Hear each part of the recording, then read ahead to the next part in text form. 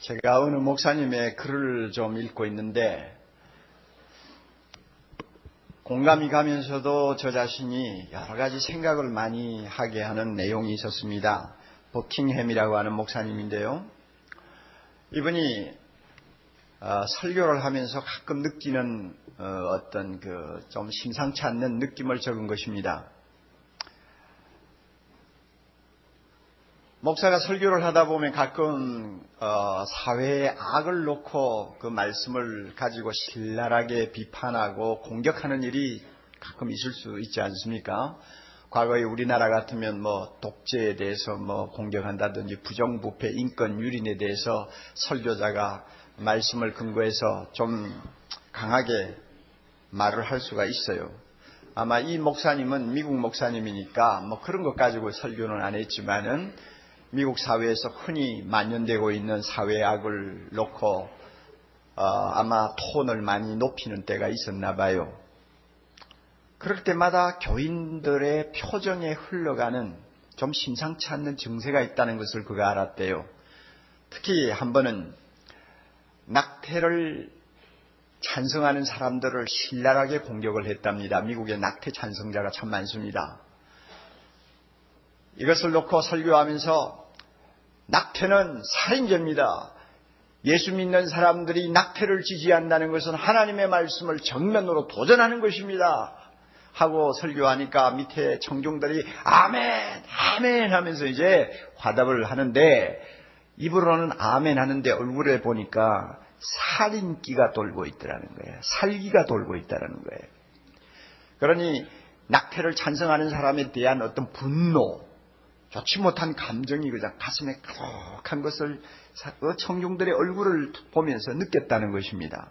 제가 그 글을 읽으면서 그럴 수 있겠다 하는 생각을 했습니다. 그렇지만 한편으로는 과연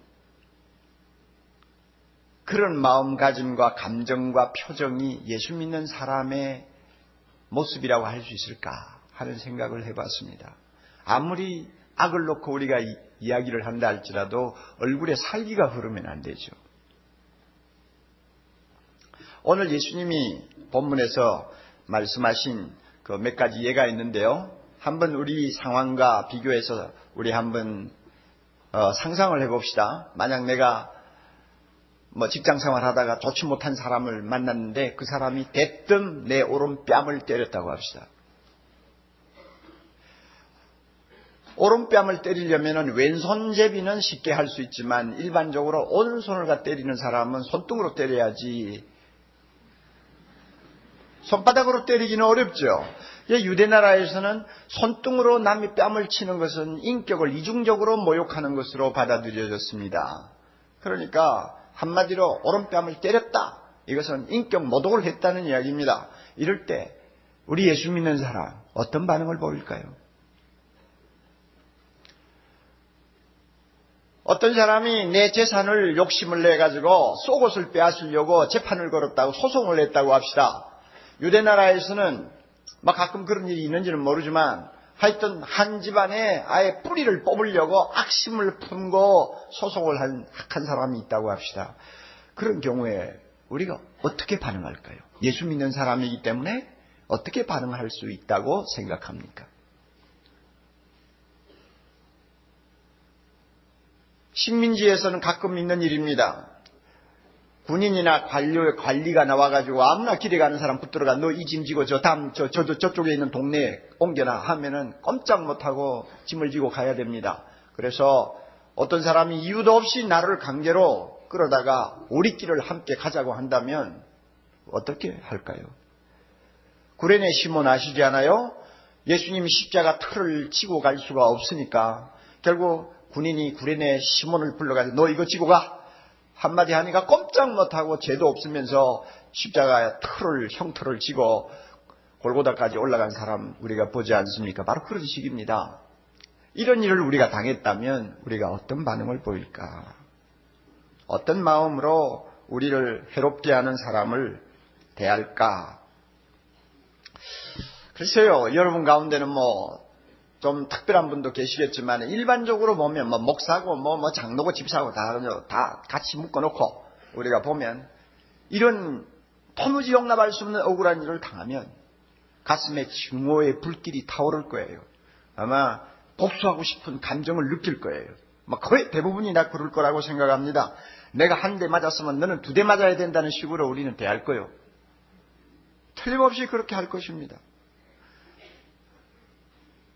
야곱의 딸 중에 디나라는 딸이 있었죠. 세겜성에 들어가서 구경하다가 성폭행 당하지 않았습니까? 그러면 참 억울한 일이죠.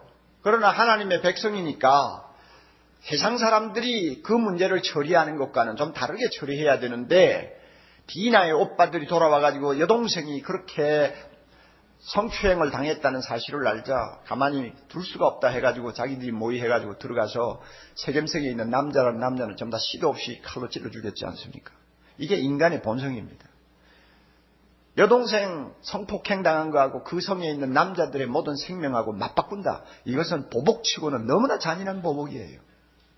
그러나 근본적으로 부패하고 악한 마귀의 심성을 지니고 있는 인간에게는 이런 것들을 단순하게 다 받아들인단 말이에요.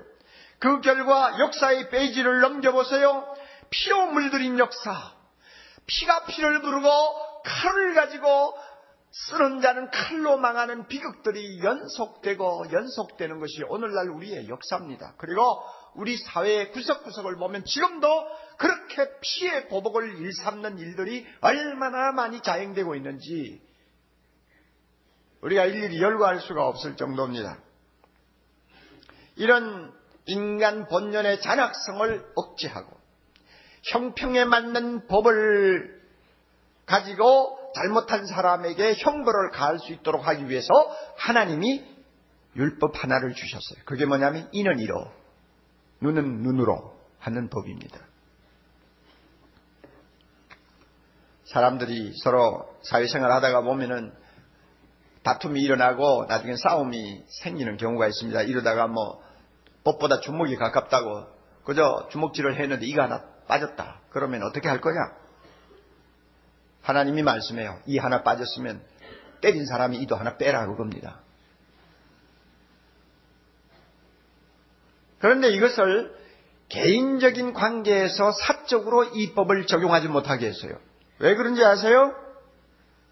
개인적으로 적용하면 이 법은 공정하게 시행이 될 수가 없습니다. 반드시 재판관 앞에 가서 충분히 사실을 다 확인한 다음에 손해준 것만큼 가해자가 손해를 보도록 보상을 하도록 그렇게 재판관이 판정을 내리도록 한 법입니다. 개인적으로 이 하나 빠졌다고 끌고 와가지고 이를 갖다가 빼고 이렇게 하도록 만든 건 아닙니다. 왜냐하면 그렇게 하면 일이 되지를 않아요. 우리 모두 다 알지 않습니까? 사랑하는 자식이 엄마의 화를 돋구었어요. 참 눈에 넣어도 아프지 않는 귀한 자식인데도 어떤 때는 화를 내게 만들잖아요. 그럴 때 화가 나서 때리든지 욕을 퍼붓습니다. 그러면 그 아이가 나를 화난 만큼 욕합니까? 화낸 만큼 욕해요? 그 아이가 잘못한 것만큼 때립니까? 절대 우리는 그러지 못합니다. 대부분이 보면은 그 이상, 자식이 잘못한 것 이상으로 아이에게 해를 가하는 것이 부모가 자식을 대할 때에도 흔히 보여주는 우리의 자세입니다. 그러니까 개인적으로 이 법을 적용할 수 없도록 하나님이 만드셨어요. 그러면 이 법을 주신 이유는 뭐냐? 아무리 상대방에게 해를 끼친 악한 사람이라도 그 사람을 보호하고자 하는 하나님의 자비의 정신이 이 법 안에 들어있습니다. 잘못하면 피해를 가한 것보다 더 엄청난 벌을 받든지 고통을 당할 수 있으니까 그 악한 자를 보호하기 위해서 잘못한 것만큼만 벌받도록 하신 것입니다. 여기에 자비의 정신이 들어있다는 것을 우리는 알 수 있습니다. 그럼에도 불구하고 예수님 당시에 바리새인들은 이 율법 안에 있는 자비의 정신, 하나님이 가르쳐 주신 소중한 교훈은 전부 내동댕이 치고 사람들이 원하는 방향으로 이 법을 해석을 했습니다. 하나님께서 이는 이로 눈은 눈으로 갚으라고 했다. 그러므로 복수는 각자가 행사할 수 있는 본연의 의무다 이렇게 가르쳤습니다. 그러므로 이것을 개개인에게 다 이 법을 적용해서 누구든지 자기가 피해를 보면 피해를 보는 것만큼 안갚음을 할 수 있고 보상을 요구할 수 있다고 바리새인들이 가르쳤습니다. 얼마나 법을 잘못 악용하면 해석하면 엉뚱한 법이 되는가. 우리가 여기에서 새삼스럽게 또 하나 예를 봅니다. 코에 걸면 코걸이요, 귀에 걸면 귀걸이요.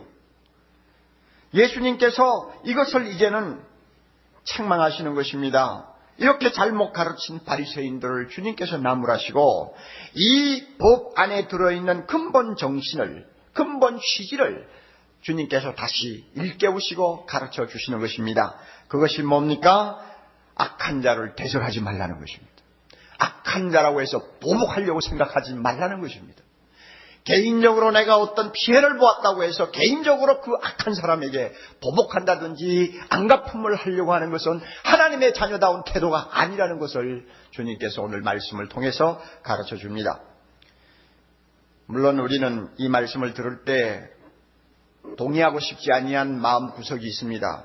너무 이상론이야. 너무 비현실적이다. 예수 믿는 사람이라고 해서 날마다 사회에서 당하기만 하라는 말이냐 하는 생각을 우리가 은근히 할 수 있습니다. 만약에 우리가 내가 피해를 보았을 때 내가 보상을 요구한다든지 상대방에게 어떤 형벌을 가한다든지 하는 것을 자연스럽게 받아들이고 당연히 그렇게 해야 된다고 우리가 생각한다면 중요한 질문이 하나 따라옵니다. 예수 믿는 사람하고 안 믿는 사람하고 무엇이 다른가 하는 것입니다. 세상의 모든 사람은 복수의 심리를 갖고 있습니다. 안갚음한다고 하는 본성을 갖고 있습니다. 조금만 자기가 다치면 절대 참지 못합니다. 이것이 일반적인 사람들의 경향이에요. 자, 우리도 그것을 우리가 당연하게 인정한다면 도대체 믿는 사람과 안 믿는 사람의 차이가 뭡니까? 우리는 이 질문을 해야 됩니다.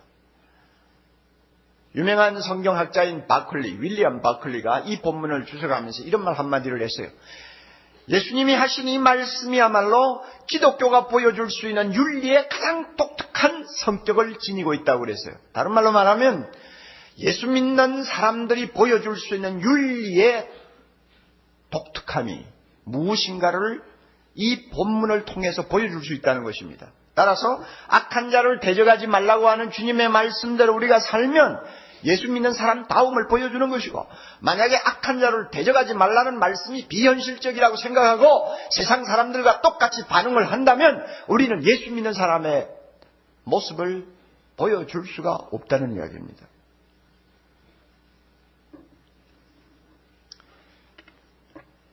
우리는 다시 한번 마음으로 이 사실을 분명히 해야 됩니다.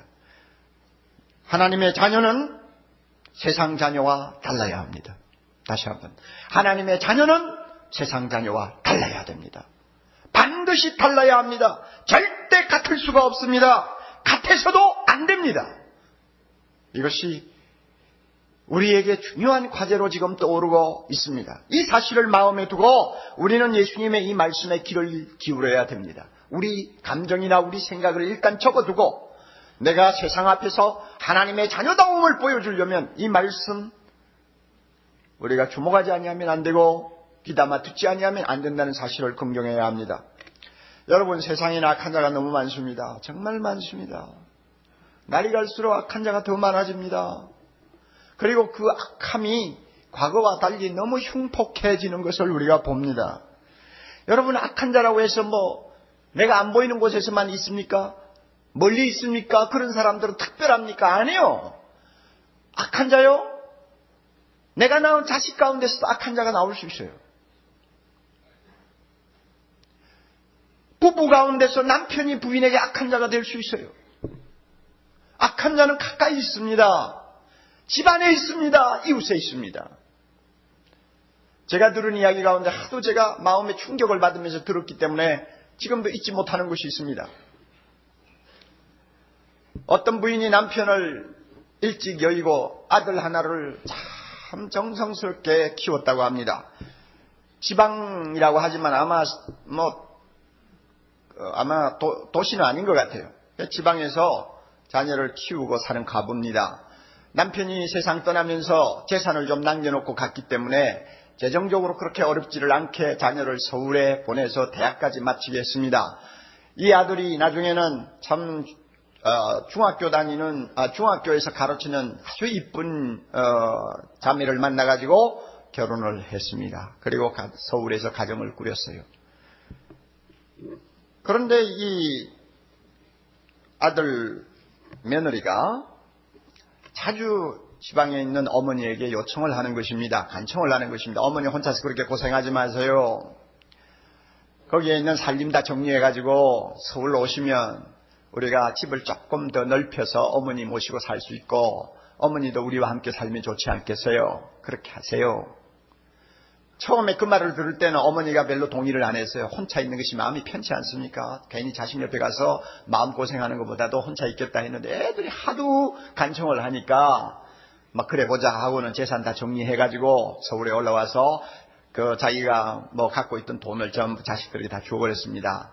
아들 며느리에게 주었어요. 주고는 이제 함께 삽니다. 그런데 놀라운 것은요, 그 며느리가 시어머니에게 냉장고를 절대 열지 못하게 하는 거예요. 자기가 이제 아침에 출근을 하지 않습니까? 그럴 때마다 냉장고에 음식 다 넣어놓고 가는데 어머니 보고 절대 냉장고 열고 안에 거 쓰지 못하게 하고는 1,000원짜리 한 장 딱 들려가지고 어머니를 밖으로 내보내는 거예요. 내가 학교에서 돌아올 때까지 밖에 계시라고. 집에 있지 말고 밖에 계시라고. 그래가지고 나가면서 학교 가면서 문 딱 잠가버리고 가는 거예요. 어머니가 밖으로 이제 쫓겨나는 거죠. 1,000원짜리 한 장 들고. 불과 2, 3년 사이니까 1,000원짜리 가치 알잖아요. 그러면 이 1,000원을 가지고 어디를 가겠어? 뭘 하겠어? 노인정에 가서 있는 것도 하루 이틀이지. 남 부끄럽죠. 60대 부인인데 아주 건강하세요. 그러니까 노인이 아니죠. 거기에 가 있다가 점심 사 먹으려면 1,000원 가지고 뭘 사 먹습니까? 라면 가지고 때워야죠. 이것도 하루 이틀이지. 날마다 어떻게 그 생활을 합니까? 그래서 밖으로 돌다가 어떤 때는 직장에서 돌아왔겠지 하고 집에 와보면 문이 잠겨 있어요. 그러니까 문간 바깥에 있는 계단에 앉아서 기다리고 있습니다. 그러면 며느리가 돌아와 그 꼴을 보고는 막 야단을 치는 거예요. 이 사람이 그렇게 늙은이가 문간에 앉아 있는 걸 보면 우리 보고 욕하지 않겠느냐고. 왜 와서 여기 와 앉아 있느냐고. 자, 그러니 미리 와서 기다릴 수도 없고. 여러분, 이런 상황을 한번 생각해 보세요. 1년을 버티지 못하고 어머니가 가출했어요. 그리고 어떻게 지아이는 조그마한 단칸방 하나 구해가지고 지금은 파출부를 다니면서 혼자 살고 있어요. 그래도 그게 마음이 편해요. 악한 자가 따로 있나요, 여러분? 내 자식 속에 악한 자가 나올 수 있고 내 남편이 악한 자가 될 수 있고 우리 주변에 악한 자 너무너무 많습니다. 하나님은 이런 악한 자에 둘러싸여 사는 우리를 향해서 네가 하나님의 아들이냐? 그렇다면 악한 자를 대적하지 말라고 말씀합니다. 대적한다는 말은 복수한다는 뜻이요, 안갚음한다는 말이요, 또 아주 좋지 못한 감정을 가지고 대한다는 말입니다. 악한 자가 너에게 오른뺨을 때렸느냐? 그렇다면 차라리 왼뺨도 치라고 돌려대라. 악한 자가 너 속옷을 탐내느냐? 차라리 겉옷까지 주워버려라. 악한 자가 너로 오리를 가기를 요구하느냐? 그렇다면 아예 심리까지 가주라. 그렇게 해서 악한 자를 악하게 대하지 말라. 하나님께서 우리에게 그렇게 말씀합니다. 여러분, 이 말씀 글자 그대로 받으시면 안 됩니다. 오른밤 맞았다고 해서 자, 왼밤 하고 돌려주면 안 됩니다. 왜냐하면 예수님이 그렇게 안 하셨거든요. 예수님이 십자가를 앞두고 재판을 받으실 때 법정에서 그 참 재판 자체가 불법이었지 않습니까? 그런데 옆에 있던 어떤 군인 하나가 예수님의 뺨을 쳤어요. 그럴 때 예수님이 오른뺨을 맞았구나, 왼뺨 여기 있다 이러지 않았어요. 예수님이 항의했어요. 왜냐하면 법정에서 피고가 서 있는데 어떤 혐의가 분명히 밝혀지기도 전에 어떤 육체적인 고통을 가하는 것은 그거는 어느 나라 법에도 용납할 수 없는 거죠. 그런데 하물며 하나님의 법이겠습니까? 네가 왜 율법을 어기고 나를 치느냐? 주님이 그렇게 분명히 항의를 했어요. 그러므로 이걸 글자 그대로 받으시면 안 돼요. 그리고 또 이 말씀을 우리가 잘못 오해하면 사회에서 악한 자를 절대 제재해서는 안 되고 그들에게 벌을 가해서는 안 된다는 극단적인 해석을 하기 쉽습니다. 위대한 문호 톨스토이가 그와 같은 해석을 해가지고 경찰도 만들어서는 안 되고 군인도 있어서는 안 되고 전쟁도 해서는 안 되고 어떤 악도 상대해서는 안 된다 이렇게 이상론을 펴다가 결국 그가 종말에 가서 후회를 한 일이 있습니다마는 공권력을 부정하는 것 아닙니다. 하나님께서는 국가를 주셨습니다. 공권력을 허락하셨습니다. 그리고 국가의 공무원들의 손에 칼을 쥐어주어서 법을 쥐어주어가지고 사람들의 악한 것을 견제하게 하고 악인들을 사회로부터 일정 거리에 유지해서 그들이 함부로 사람들을 해치지 못하도록 했습니다. 그리고 악한 일을 행한 사람은 특별히 격리시켜서 그의 악에 해당하는 벌을 가하도록 했습니다. 이것을 부정하는 말씀이 아닙니다. 그러므로 이런 말씀을 볼 때 우리가 주목을 해야 됩니다. 주의를 해야 돼요. 그럼 뭐냐? 이 말씀의 요점이 뭡니까? 하나님의 자녀된 우리가 세상을 살다 보면 개인적으로 악한 사람과 어떤 관계를 맺을 수가 있어요. 악한 사람과 어떤 이해관계에 걸릴 수 있고 그렇게 해서 우리가 손해도 보고 모욕도 당하고 고통을 당할 수도 있습니다. 왼뺨을 돌려대라는 뜻이 뭡니까? 너가 모욕을 당하게 될 때는 그것 가지고 너무 가슴앓이 하지 말고 모욕을 차라리 당해라. 대적하지 말고 모욕을 당해라. 그런다고 네가 죽는 거 아니다. 너는 하나님의 아들, 딸이 아니냐. 하나님이 계시는데 모욕 좀 당했다고 내가 망하냐, 뼈가 부러지냐, 집안이 깡그리 어떻게 부서지냐. 그러니까 당해라 그 말입니다. 어떤 사람 때문에 재산 손해봤다. 그냥 손해봤다는 그것으로 끝내라.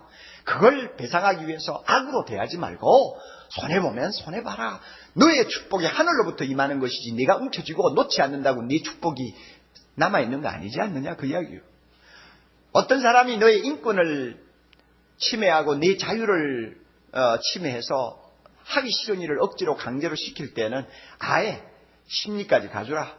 그저 이왕 그렇게 된 바에는 기쁜 마음으로 봉사해주라. 누가 너를 이용해서 뭘 좀 해먹기를 원하느냐. 막을 수 있으면 막아야 되겠지만 도무지 피할 수 없는 상황이면 차라리 기쁜 마음으로 아예 그를 위해서 희생할 건 희생해주라 그 이야기입니다. 이것이 바로 악인을 악으로 대하지 말라는, 대적하지 말라는 주님의 말씀의 핵심입니다. 이 말씀이 얼마나 생명과 같은 진리인지 아세요? 우리 생각에는 내가 모욕을 당하면 마음껏 분풀이 해줘야 나도 편할 것 같죠? 내가 재산의 손해를 보았다. 그러면 악에 받쳐가지고 어떤 방법을 가지고라도 그 재산 손해본 거 배상받아야 되겠다. 우리 그렇게 생각하고 그렇게 되어야 내가 평안하고 행복할 것 같죠. 그런데 실제로 경험을 한 사람들의 말을 들으면 그렇지 않대요. 아우슈비츠 여러분 포로수용소 아시죠? 죄 없는 유대인들을 끌어다가 600만을 가스실에서 학살한 인간 대학살의 현장 아닙니까? 거기에서 살아남은 사람들 몇 년을 형제들이 자기 아빠 엄마가 자기 동생이 끌려가서 하루아침에 가스실에서 시체가 되어 나오는 그런 현상을 바라보면서 살아남아 있는 유대인들의 마음에 어떤 감정이 쌓여 있을까요? 나치를 보면 죽이고 싶은 마음 안 나겠어요? 밤이고 낮이고 복수하고 싶은 생각에 이를 갈지 않았겠어요? 그래서 그 살아남은 유대인들이야말로 증오로 똘똘 굳어진 똘똘 뭉친 증오의 화신들이었어요. 그렇게 안 하면 도무지 견딜 수가 없으니까. 그런데 그런 식으로 나치를 미워하고 증오하고 이를 갈았던 엘리 바이젤이라고 하는 사람이 나중에 석방돼서 책을 하나 썼어요. 그 책 가운데 그가 이런 말을 했습니다. 증오심이 존재하는 곳이면 그 어디서나 미워하는 사람이 미움을 받는 사람보다 더 고통을 당한다.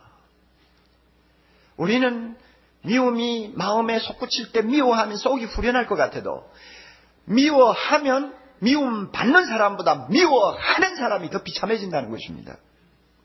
복수심을 가슴 속에 불태우고 있는 사람은 그 복수의 불길에 자기가 먼저 3도 화상을 당한다는 것입니다. 자기가 경험을 해보니까 악한 자를 대적함으로써 절대 유익한 것이 없다는 이야기예요. 그러므로 예수님의 말씀이 옳다는 겁니다.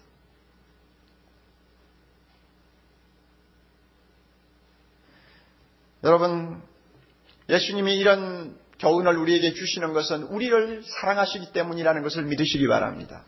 우리를 너무 사랑하기 때문에 악인으로부터 우리를 보호하기 위해서 주님이 이 말씀 주신 것이라는 걸 꼭 믿어야 합니다. 그러므로 우리는 큰 마음을 소유해야 합니다. 아주 큰 마음요.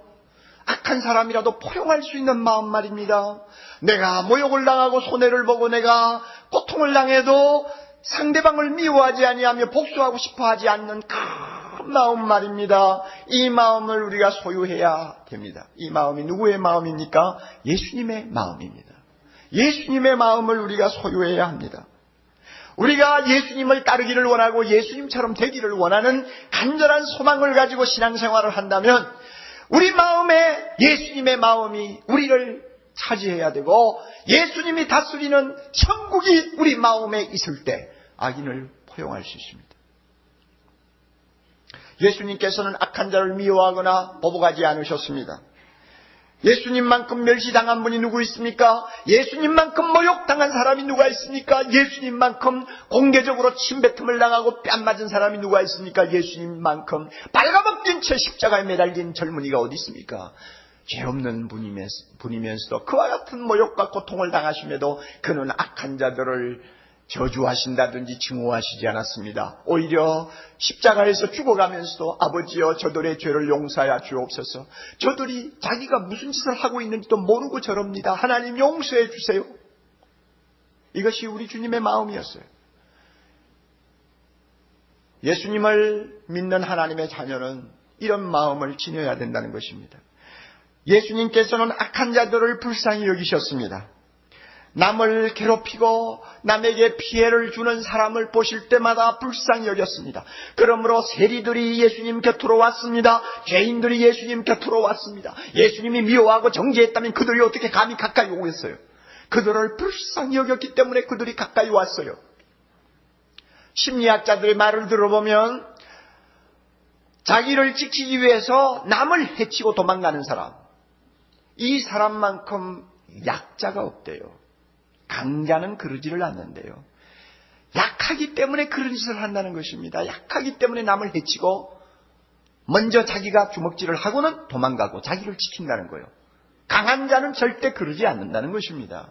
그러므로 예수님이 이와 같은 인간의 나약성, 악한 자들의 약점, 이것을 보시고 주님께서는 그들을 가까이 오게 하시고 품으셨어요. 이것이 예수님의 마음입니다. 우리는 악한 자들을 가장 약한 자로 보아야 합니다. 강해서 저러는 거 아니에요. 약하기 때문에 저런다. 우리가 그렇게 보면 예수님의 마음을 가지고 그들을 볼 수 있습니다. 우리 예수님께서는 악한 자들이 나중에는 감동을 받아 하나님 앞에 회개하고 돌아오도록 하셨습니다. 악한 자, 자기를 십자가에 못 박은 자를 주님이 미워하지 아니하시고 용서하시고 그들에게 안갚음을 하지 아니하시고 그들을 품으시는 것을 나중에 모든 사람이 알고 나서 주님 앞으로 돌아왔습니다. 베드로가 설교할 때 그 설교를 듣고 하루에 3,000명의 장정들이 회개하고 가슴치고 돌아왔습니다. 그들이 누굽니까? 며칠 전에 예수님을 십자가에 못 박았을 때 그 골고다에서 십자가에 못 박으라고 소리 치던 폭도들이 그 대부분이요. 그런 사람들이 어떻게 베드로의 설교를 듣고 가슴치고 돌아옵니까? 자기의 악을 악으로 갚지 아니하시는 예수님을 그들이 보았기 때문입니다. 그래서 그들이 다 예수 믿고 하나님 앞에 무릎을 꿇었습니다. 우리가 이런 마음을 가지면 우리를 통해 수많은 사람들이 예수님을 만나게 될 것입니다. 예수님처럼 악한 자를 미워하지 마세요. 보복하지 마세요. 예수님처럼 나에게 해를 끼친 악한 자를 불쌍히 여기십시오. 예수님처럼 그들에게도 구원의 손길이 미칠 수 있다고 하는 희망을 가지고 그들의 마음을 감동시키기를 원하십시오. 그러면 틀림없이 누가 이깁니까? 우리가 이깁니다. 우리가 승자가 됩니다.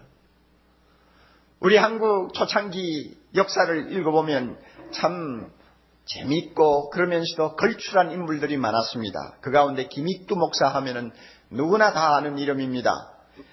그는 평양에서 제일 가는 깡패 두목이었죠. 워낙 기골이 장대한 데다가 힘까지 세고 성격마저 난폭해서 아무도 그를 상대할 사람이 없었다고 그래요. 그래서 그 사람만 보면 모두가 슬슬 피하는 것이 일반적인 사람들의 모습이었다고 합니다. 한 번은 선교사를 돌로 쳐가지고 선교사가 거꾸러져서 큰 어려움을 당했죠. 그럼에도 불구하고 그 선교사가 자기를 악으로 대하지 않고 용서하는 것을 보고 깊이 감동을 받고 예수를 믿었습니다. 그가 예수를 믿고 주님 앞에서 거듭나고 나니 자기가 얼마나 못쓸 놈인가를 십자가 앞에서 알게 된 거예요. 주님 앞에 철저히 회개하고 나의 옛사람은 예수와 함께 십자가에 못 박았느니라. 그는 그렇게 고백한 다음 자기가 자기 옛사람이 죽었다는 것을 사람들에게 좀 더 공적으로 알려주기 위해서 부고장을 썼습니다. 부고장을 썼는데 그 내용은 옛날에 김익두는 죽었다 이렇게 써가지고는 사방에다 뿌렸다고 합니다. 사람들이 그걸 받아보고는 씩 웃었죠. 믿기지 않으니까 반신반의했습니다. 어떤 사람이 김익두를 한번 시험해보자, 정말로 옛사람이 죽었나 한번 시험해보자 생각하고는 추운 겨울이었나 봐요. 물통에 물을 잔뜩 담아가지고 김익두가 지나가는 길에 딱 서서 기다리고 있었답니다. 성경책을 이렇게 끼고 김익두가 지나갑니다. 가까이 오는 것을 보고는 물통을 그냥 뒤집어 씌웠어요. 머리로부터 발끝까지 그냥 흠뻑 뒤집어 썼습니다. 물을 이렇게 뒤집어 쓴 김익두 씩 웃으면서 그 형제를 바라보더니 하는 말이, 자네 말이야, 내가 예수 믿고 옛사람이 죽은 것을 참으로 기뻐하게,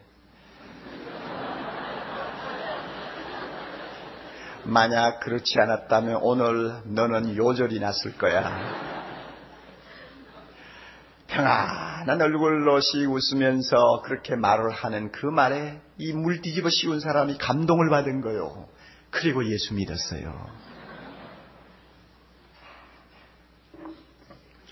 악을 대적하는 자가 승자입니까? 아닙니다.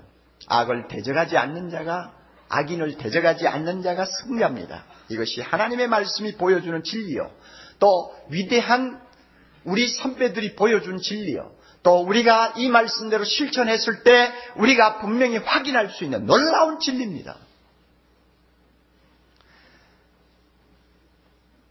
이런 이유로 우리가 성경 여기저기 보면 예수님의 이 교훈이 그대로 반영된 말씀들이 많이 나옵니다. 로마서 12장 17절 이렇게 말씀합니다. 아무에게도 악으로 악을 갚지 말고 모든 사람 앞에서 선한 일을 도모하라. 아무에게도 악을 악으로 갚지 말고 모든 사람들 앞에서 선한 일을 도모하라. 그리고 로마서 12장 21절 말씀에 악에게 지지 말고 선으로 악을 이기라. 악에게 지지 말고 선으로 악을 이기라. 그리고 베드로전서 3장 9절에 이런 말씀이 있습니다. 악을 악으로 욕을 욕으로 갚지 말고 도리어 복을 빌라. 악을 악으로 욕을 욕으로 갚지 말고 도리어 복을 빌라. 이를 위하여 너희가 부르심을 입었느니라. 우리가 세상에서 부름을 받은 하나님의 백성된 목적이 어디 있습니까? 악인이 너무 많으니 세상에서 악을 악으로 갚지 않고 악인을 위해서 기도하는 우리의 모습을 세상 앞에 보여주므로 모든 사람들이 살아계신 하나님을 향해 찾아 나오도록 하려고 우리를 하나님이 부르셨다는 것입니다. 그러므로 사랑하는 형제자매 여러분, 우리 마음에 예수님을 모셔야 됩니다. 저는 이 설교 준비하면서요, 처음에는 불편했어요. 주님, 나도 이렇게 못합니다. 당해보진 않았지만 오른뺨 때리는 사람 보고 왼뺨 돌려대면서 여기요 하거나 한 번도 해보진 않았지만 나 그렇게 못해요. 내 속옷까지 빼앗아가려는 악질을 놓고 내가 그저 겉옷까지 내줄 만큼 나는 그렇게 관대하지 못해요. 목사지만 난 그렇게 못할 것 같아요. 내가 못하는 일을 가지고 어떻게 설교합니까? 목사도 못 지키는 걸 가지고 어떻게 교인들에게 이래라 저래라 내가 가르칠 수 있습니까? 난 못하겠어요. 예수님, 이 지금 산상수훈 강의 설교를 합니다만 여기만은 좀 뛰어넘었으면 좋겠는데 내 마음이 불편하니까 그런 생각이 들더라고요. 그러다가 말씀을 준비하면서 아니다. 이거 내가 근본적으로 잘못됐다. 내 생각이 근본적으로 잘못됐다. 이걸 내가 발견했습니다. 못할 일을 하나님이 시키는 거 아닙니다. 할 수 있기 때문에 그렇게 안 하는 것입니다. 어떻게 할 수 있습니까? 하나님께서 우리에게 성령을 주셨습니다. 성령이 우리 마음에 거하신다는 것은 살아계신 예수 그리스도가 내 안에 계신다는 것을 의미합니다. 그러므로 나는 내 마음이 아니에요. 예수님의 마음을 갖고 우리는 살고 있습니다. 예수님이 다스리는 하나님의 나라를 내 마음에 간직한 채 우리는 세상을 향해서 나아가는 거룩한 백성이 되어 있습니다. 내가 내 마음을 가지고 이 말씀대로 살라고 하면 못하죠. 그러나 예수님의 마음을 내 안에 갖고 있으면, 내 마음이 아니고 주님의 마음이면 주님이 교훈하신 이 말씀대로 악인을 대적하지 아니할 수 있는 것입니다. 오른뺨을 때리면 왼뺨도 돌려댈 수 있는 것입니다. 속옷을 달라 하면 겉옷도 줄 수 있는 것입니다. 오리를 가자고 하면 심리를 기쁘게 가질 수 있다고 말씀하는 것입니다. 그러므로 내 힘으로는 안 됩니다. 그러나 주님이 내 안에 계시고 주의 마음이 나의 마음으로 바뀌면 우리는 얼마든지 할 수 있습니다. 갈라디아 2장 20절 여러분 다시 기억하십시오. 내가 그리스도와 함께 십자가에 못 박혔나니 그런즉 이제는 내가 산 것이 아니요 오직 내 안에 누가 산 것이요? 그리스도께서 사신 것이라. 진정 우리가 주님을 사랑하고 주님을 따르는 제자 되기를 원한다면 우리의 마음은 점점 죽어버리고 예수님의 마음이 우리 마음이 되어야 합니다. 그렇게만 되면 우리는 이 세상의 모든 악인들을 불쌍히 여길 수 있습니다. 그리고 그들이 회개하고 돌아올 수 있도록 그들에게 감동을 줄 수 있습니다. 우리가 그렇게 하면 우리도 삽니다. 우리가 이런 작은 예수가 되어서 악한 자들을 상대할 수만 있다면 이 사회에 분명히 달라집니다. 이 흉악하고 살벌한 한국 사회에 분명히 변화가 일어날 수 있습니다. 여러분, 이 더럽고 포악한 사회를 누가 치유할 수 있습니까? 예수님을 닮아가고자 하는 우리 모두가 이 일을 맡아야 되지 않겠습니까? 우리가 할 수 있습니다. 성령께서 우리가 할 수 있도록 은혜 주실 줄 믿습니다. 그러므로 여러분 마음의 부정적인 마음을 쓸어버리세요. 그리고 주님 할 수 있습니다. 나 작은 예수 될 수 있습니다. 주님의 마음 가지면 얼마든지 이 말씀대로 순종할 수 있습니다. 주여 은혜를 주시옵소서. 이렇게 기도하고 날마다 가정에서 살고 직장 생활하고 학원에 가고 학교에 가고 그러면 우리를 통해서 놀라운 일들이 이 사회에 일어날 줄을 분명히 믿습니다. 하나님께서 우리 모두에게 이와 같은 은혜 주시기를 바랍니다. 기도하십시오. 하나님 아버지, 예수 그리스도의 피로 우리를 하나님의 자녀 삼으신 하나님 아버지께서는 우리 모두가 하나님처럼 되기를 소원하고 계십니다. 예수님의 마음을 가지고 악한 자들이 설치는 이 세상에서 하나님 아들다운 모습을 보여주기를 오늘도 원하고 계십니다. 그럼에도 불구하고 지금까지 우리 마음에는 너무나 많은 분노가 쌓여 있음을 고백합니다. 우리 마음에는 보복하고 싶은, 안갚음하고 싶은 복수심이 하루에 몇 번씩 내 마음속에 고개를 드는 일들이 많았음을 고백합니다. 조금의 상처, 조금의 손해만 보아도, 조금의 인격적인 모욕을 당해도 도무지 참지를 못하는 마귀의 근성이 우리 마음에 남아있는 것을 고백합니다. 성령이시여, 이 시간 회개하오니 용서하여 주시고 우리 마음에 있는 증오와 복수심 주여 이 시간 깨끗이 녹여주시기를 원합니다. 성령이여 임하시옵소서. 우리에게 주님의 마음을 심어주시옵소서. 예수 그리스도가 우리 마음을 지배하는 거룩한 주의 제자 되게 하옵소서. 그리하여 하나님, 우리가 세상에 나가서 악한 자를 볼 때마다 그들을 불쌍히 여길 뿐만 아니라 그들에게 감동을 주어 그들이 회개하고 주님 앞으로 돌아오게 하는 복음의 증인들이 되도록 사랑의 실천자가 될 수 있도록 우리를 주께서 이 시간 다듬어 주시옵소서. 예수님 이름으로 기도하옵나이다. 아멘.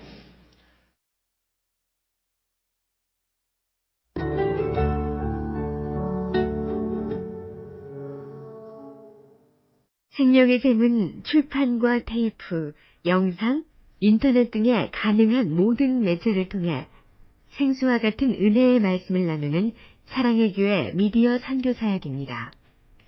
이 테이프를 들으시고 하나님의 말씀에 대해 더 깊이 알기를 원하시는 분은 생명의 샘으로 연락해 주시기 바랍니다. 여러분을 성심껏 도와드리겠습니다. 감사합니다.